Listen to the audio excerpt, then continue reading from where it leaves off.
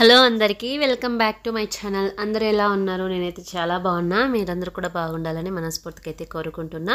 ఇవాళ వీడియో అనేది నేను 16 సోమవారాల వ్రతం అయితే చేస్తున్నాను కదా. ఇది 10వ వారం వీడియో అన్నమాట. మీతో కూడా షేర్ చేసుకుందాం అనుకుంటున్నా.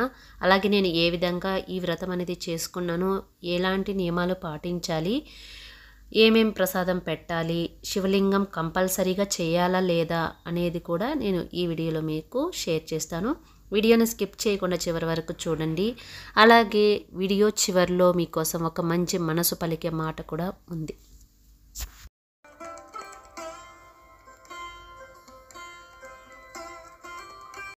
మీలో ఎవరైనా కానీ ఈ వ్రతం స్టార్ట్ చేయాలి అనుకునే వాళ్ళు ఖచ్చితంగా ఈ మంత్ నుంచి కూడా స్టార్ట్ చేసుకోవచ్చు. అలా కాకుండా శ్రావణ మాసం నుంచి కార్తీక మాసం వరకు స్టార్ట్ చేయాలి అనుకుంటే నెక్స్ట్ ఇయర్ అయితే స్టార్ట్ చేసుకోవచ్చు. ఎందుకంటే ముఖ్యంగా శ్రావణ మాసం నుంచే మనకు పండుగలన్నీ కూడా స్టార్ట్ అవుతాయి కాబట్టి మన ఇల్లును మనం ఎలాగూ నీట్గా ఉంచుకుంటాం. ప్రతి పండక్కి మనం క్లీన్ చేసుకుంటూ ఉంటాం కాబట్టి మనకు కూడా సులువుగా ఉంటుంది. వ్రత పుస్తకంలో కూడా అదే ఉందన్నమాట. అంటే శ్రావణ మాసం నుంచి కార్తీక మాసం వరకు ఈ 4 నెలలు ఈ పూజ అనేది చేస్తే చాలా మంచిదని.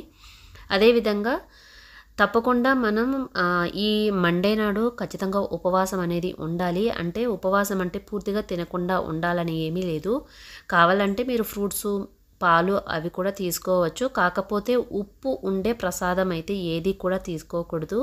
అదేవిధంగా ఖచ్చితంగా బ్రహ్మచర్యం అనేది కూడా పాటించాలి. ముందుగా ఇంటి ముందరంతా ముగ్గంతా వేసుకున్న తర్వాత ఇంటి గుమ్మం ముందు దీపాలు వెలిగించుకొని తులసి కోట దగ్గర కూడా దీపాలు అయితే పెట్టుకున్న తర్వాత ఇంట్లో దేవుడి మందిరంలో కూడా పూజ అనేది తప్పకుండా ఈ రోజు అనేది చేసుకోవాలి. అంటే ఇది సోమవారం రోజు చేసే వ్రతం అన్నమాట. అంటే శివునికి ఇష్టమైన రోజు సోమవారం కాబట్టి ఖచ్చితంగా సోమవారం అనేది చేసుకోవాలి. ఆ తర్వాత ఖచ్చితంగా మనం పుట్ట నుంచి తీసుకొచ్చిన మట్టిని పొడిలాగా చేసుకొని అందులో కొద్దిగా కుంకుమ, విభూది కలుపుకున్న తర్వాత దాన్ని శివలింగం లాగా మనమైతే చేసుకోవాలి.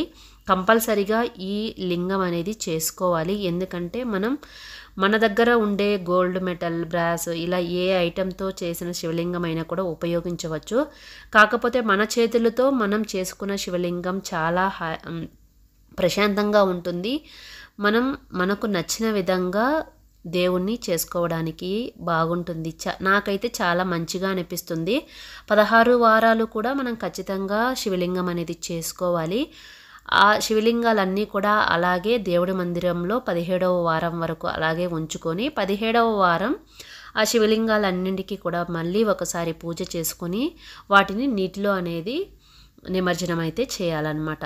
ఇంకొకటి ఏంటంటే ఖచ్చితంగా ఈ పూజలో మనం గోధుమ నూకతో చేసినటువంటి ప్రసాదం అయితే పెట్టాలి. తర్వాత గణపతికి పూజ చేసుకోవాలి.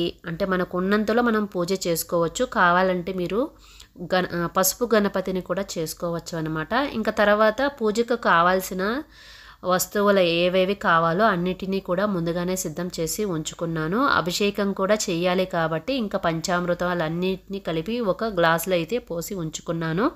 ఎందుకంటే అభిషేకం చేయడానికి ఈజీగా ఉంటుంది. అదేవిధంగా మనం మట్టి శివలింగం పైన మనం అభిషేకం అయితే చేయలేము. ఎందుకంటే మనం అభిషేకం చేస్తే అది మట్టి కరిగిపోతుంది కాబట్టి నేను మా ఇంట్లో ఉండే లోహపు శివలింగం ఉంది కదా, మేము డైలీ పూజ చేసుకునేది, ఆ శివలింగంకి అయితే నేను పంచామృతాలతో అభిషేకం అయితే చేస్తాను. ఇక మట్టి శివలింగంకి అయితే ఓన్లీ వాటర్ అయితే చేశానన్నమాట. అది కూడా కొద్దిగానే ఫ్లవర్తో అయితే చల్లుతూ ఉంటామంతే. గ్లాస్తో పూర్తిగా అయితే వేయకూడదు. అలా వేస్తే మొత్తం అంతా కూడా కరిగిపోతుంది కాబట్టి మనం వాటర్ అనేది మట్టి శివలింగం పైన ఎక్కువగా వేయకూడదు.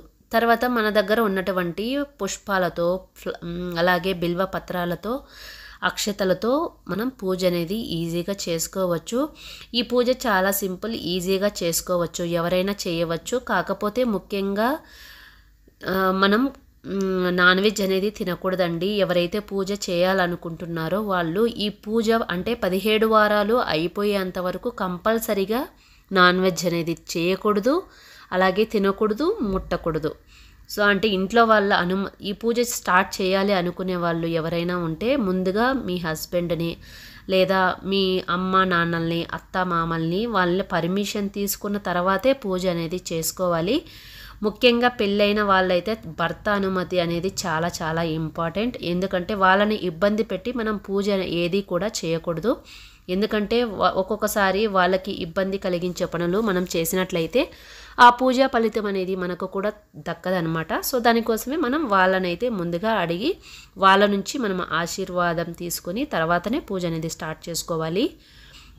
ఇంకొక విషయం ఏంటి అంటే తప్పకుండా ఈరోజు అంటే మనం ఏ రోజైతే పూజ చేస్తున్నామో ఆ రోజు కంపల్సరీగా మనం ఎవరింటికి వెళ్ళకూడదు. అలాగే వేరే వాళ్ళు కూడా మన ఇంటికి రాకూడదు అనమాట. అలా ఎందుకు అంటే వాళ్ళు ఎక్కడెక్కడో తిరుగుతూ ఉంటారు. అలాగే ఇంట్లో కొంచెం అశౌచంగా కూడా ఉండవచ్చు కదా. అలాగే నాన్ వెజ్ తిని ఉండొచ్చు. ఇలా ఎన్నో కారణాలు ఉంటాయి కాబట్టి మనం ఎవరింటికి ఈ రోజైతే అసలు వెళ్ళకూడదు.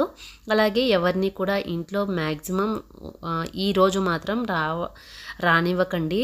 అంటే పోండి అని డైరెక్ట్గా చెప్పడం కాదు, ఇలా పూజ చేస్తున్నాము సో రాకూడదు అనేసి చెప్పవచ్చు మీరు, వాళ్ళు పాటిస్తారనమాట. ఇంకా నేను శివలింగంకి అయితే ఈ విధంగా పంచామృతాలతో అభిషేకం అయితే చేస్తున్నా. తర్వాత మనం శివ అష్టోత్తరం ఉంటుంది కదా అది, అలాగే లక్ష్మీ అష్టోత్తరం, అలాగే 16 సోమవారాల వ్రతకథ కూడా ఉంటుంది, దాన్ని కూడా చదువుకోవాలి. దేవుడికి నైవేద్యం అయితే సమర్పించాలి, కోకోనట్ అనేది సమర్పించాలి, దీపం ధూపం నైవేద్యం అంటారు కదా. వీటన్నిటిని కూడా దేవుడికి సమర్పించిన తర్వాత మనం వ్రతకథ అనేది చదువుకోవాలి. ఆ తర్వాత మనం ఈ ప్రసాదం మనం ఏదైతే గోధుమ నూక నెయ్యి బెల్లం వేసి కలిపామో దాన్ని 3 భాగాలుగా చేసి ఆ 3 భాగాలలో ఒక భాగం అయితే పశువులకి అంటే గోమాత ఉంటుంది కదా, గోమాతకైతే పెట్టాలి. ఇంకొక భాగం పూజ ఎవరైతే చేసుకున్నారో వాళ్ళైతే ఇంట్లో వాళ్ళందరికీ కూడా పంచిపెట్టి తినాలన్నమాట. ఇంకొక భాగం మన ఇంటి పక్కలో ఎవరైనా ఉన్నట్లయితే వాళ్ళకి వచ్చిన భక్తులకైతే ఈ ప్రసాదం అయితే పంచిపెట్టాలన్నమాట. తర్వాత తాంబూలం అంతా ఇచ్చిన తర్వాత కర్పూరంతో నీరాజనం అయితే సమర్పించాలి. తర్వాత అర్ఘ్యం అనేది వదలాలన్నమాట. అంటే 8 అర్ఘ్యాలు ఉంటాయి, వాటన్నిటిని కూడా అన్ని దేవుళ్ళకైతే వదలాల్సి ఉంటుంది. ఇది నాకు ప్రత్యేకంగా ఖచ్చితంగా అన్నీ తెలియదు. సో నేను కూడా యూట్యూబ్లో చూసుకుంటూనే చేశాను. ఇది నేను 3rd ఇయర్ అనమాట చేయడం. నాకైతే చాలా బాగా అనిపిస్తుంది. మీకు ఎలా ఉందో మీరు కామెంట్ సెక్షన్లో తెలియజేయండి, అలాగే లైక్ చేయండి. ఇప్పుడు మీకోసం ఒక మంచి మనసు పలికే మాట. మనకు నచ్చినా నచ్చకపోయినా ఇక్కడ బ్రతికి ఉన్నంతకాలం బాధ అనేది మన జీవితంలో ఒక భాగం మాత్రమే. దానికోసం మన జీవితాన్ని అనవసరంగా వేస్ట్ చేసుకుంటూ దాని గురించి ఆలోచిస్తూ మనకు ముందున్నటువంటి జీవితాన్ని పాడు చేసుకోకూడదు. బాధ అనేది ఒకసారి ఉండొచ్చు, సంతోషం అనేది ఖచ్చితంగా మన జీవితంలోకి రావచ్చు. సో వీడియో నచ్చితే లైక్ చేయండి, కామెంట్ చేయండి, సబ్స్క్రైబ్ చేయండి. మరొక వీడియోతో మళ్ళీ కలుద్దాం.